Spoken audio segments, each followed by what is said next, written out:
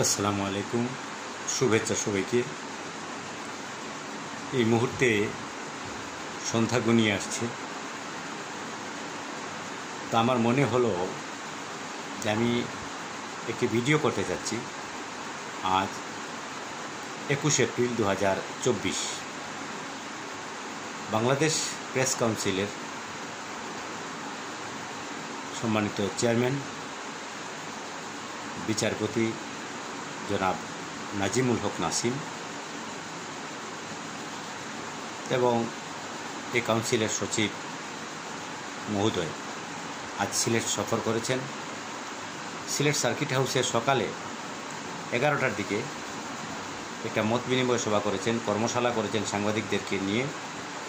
হলুদ সাংবাদিকতা বা অপসাংবাদিকতা বা বিভ্রান্তি ছড়ায়, গুজব ছড়ায়, এরকম সাংবাদিকতা প্রতিরোধের করণীয় বিষয়ে নানা ধরনের দিক নির্দেশনা দিয়েছেন।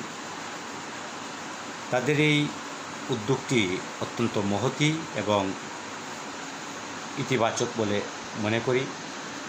শতাধিক বছরের সাংবাদিকতার স্মারক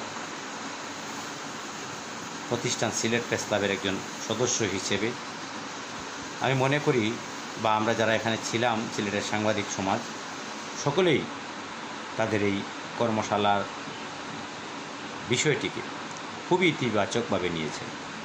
আমিও ধন্যবাদ জানাচ্ছি প্রেস কাউন্সিলকে। এখানে মাননীয় বিচারপতি এবং